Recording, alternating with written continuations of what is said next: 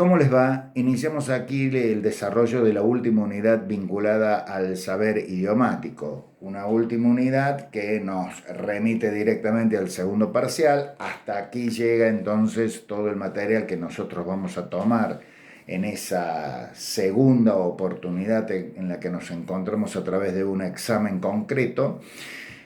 Y es también la última parte en la cual hacemos referencia expresamente a la gramática castellana, puesto que ya en la tercera y la cuarta parte de esta asignatura lo que intentamos hacer es que ustedes produzcan sus propios textos y por lo tanto desarrollen ya el conocimiento adquirido en estas primeras 9 unidades.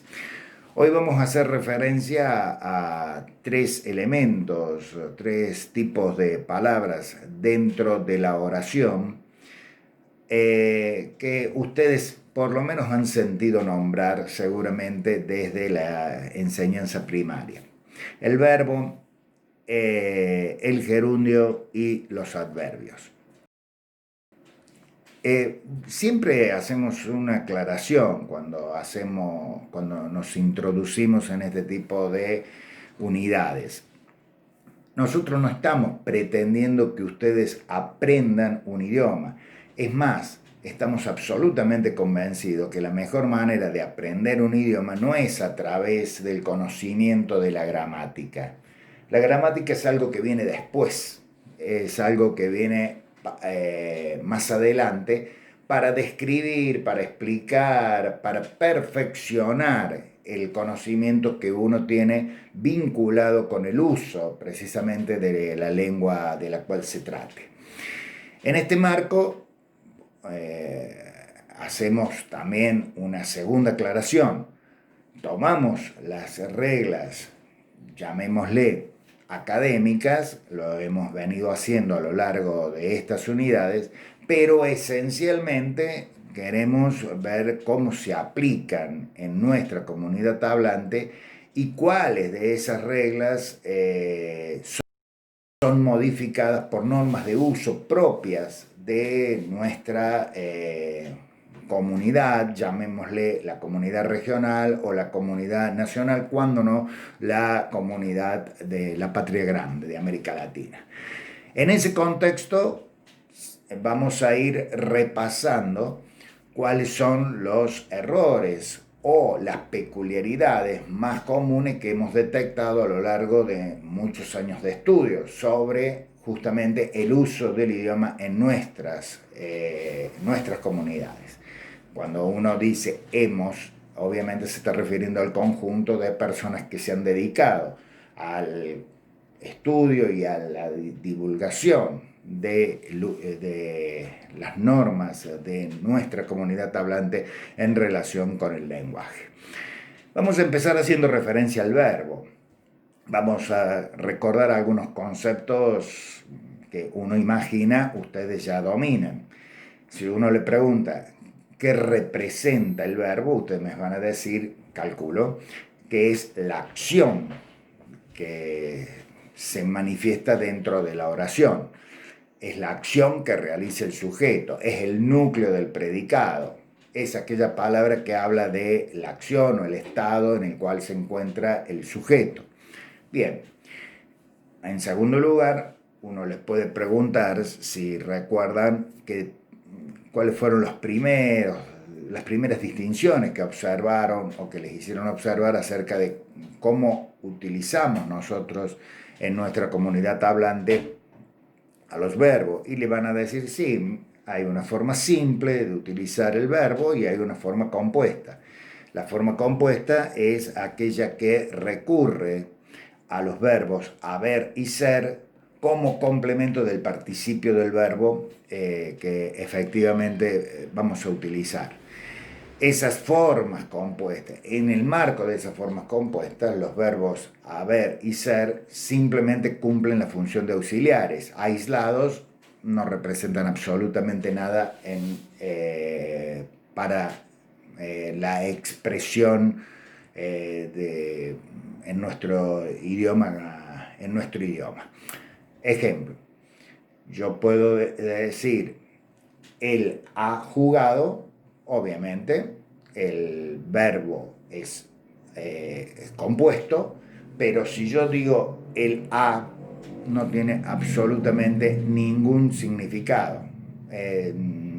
Si no ubico el participio del verbo principal, obviamente no tiene ningún sentido esa expresión. Por eso se denomina a estos verbos, haber y ser, en estas circunstancias, verbos auxiliares. Cuando a ustedes le preguntan básicamente cuáles son los accidentes del verbo, es decir, en qué se modifica el verbo según el uso que le den, según los distintos usos que le quieran dar en realidad, ustedes van a hacer referencia a lo que denominamos los accidentes gramaticales del verbo. El verbo tiene varios accidentes gramaticales, pero hay uno que no tiene. Ya vamos a hacer referencia a ese, porque habitualmente cuando le preguntamos cuáles son los accidentes gramaticales del verbo, nos incluyen a este que no existe para el verbo. El primer accidente, por llamarlo de alguna forma, con el cual nos encontramos es el modo. El verbo tiene distintos modos de expresarse, concretamente tiene 4. El primero, el más conocido, aquel con el que accedemos al estudio del verbo generalmente, es el verbo indicativo. Yo amo, tú amas, vos amás, él ama, y así sucesivamente. ¿Qué indica eso? El verbo cuando está utilizado en el modo indicativo, precisamente lo que hace es indicar un fenómeno de la realidad. Un hecho concreto, no subjetivo, un hecho que ha sucedido o está sucediendo o va a suceder, pero que no tiene otra connotación más allá de que forma parte de la realidad o va a formar parte de ella. Por lo tanto, insisto, el indicativo nos señala de alguna manera una situación concreta y objetiva.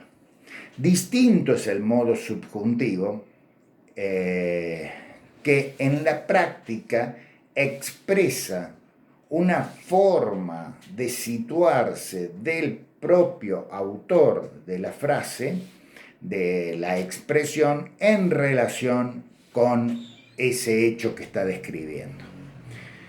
Por eso es subjuntivo, hace referencia a la subjetividad de quien se está expresando. Ya vamos a buscar algunos ejemplos para que se entienda. El tercer modo es el imperativo, dar la orden. Por lo tanto, ¿qué persona no aparecería nunca no aparece en el modo imperativo? La primera persona del singular. Yo no puedo, desde el punto de vista gramatical, ordenarme a mí mismo algo. Por lo tanto, siempre es un verbo que se utiliza para otros, a lo sumo para el nosotros. Y el cuarto modo es el condicional.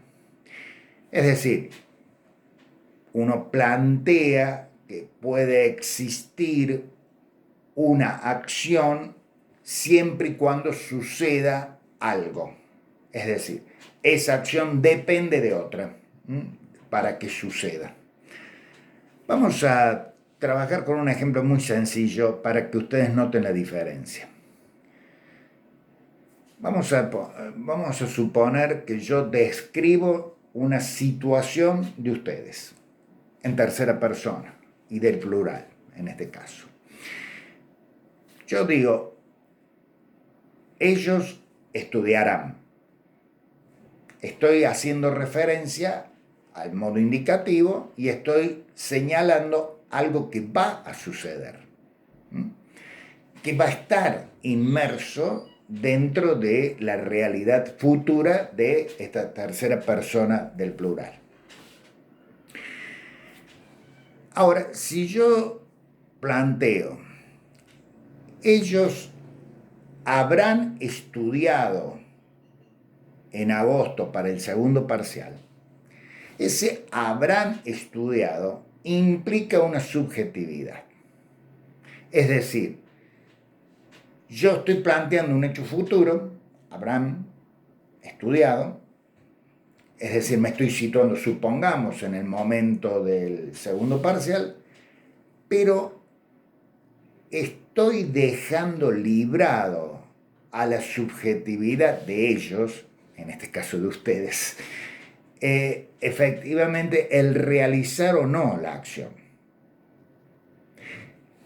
Si yo digo, ellos habían estudiado, vamos a utilizar el mismo ejemplo, pero en pasado, habían estudiado para el parcial, estoy diciendo de que algo en la subjetividad actuó para que yo no utilice el indicativo. Yo no dije, ellos estudiaron. Yo dije, ellos habían estudiado. Por lo tanto, hay algo allí que integra la subjetividad, ya sea del emisor o que el emisor presupone que existe en la tercera persona del plural, que hace que no pueda utilizar el indicativo como con la seguridad de estar describiendo un hecho real y concreto. Espero que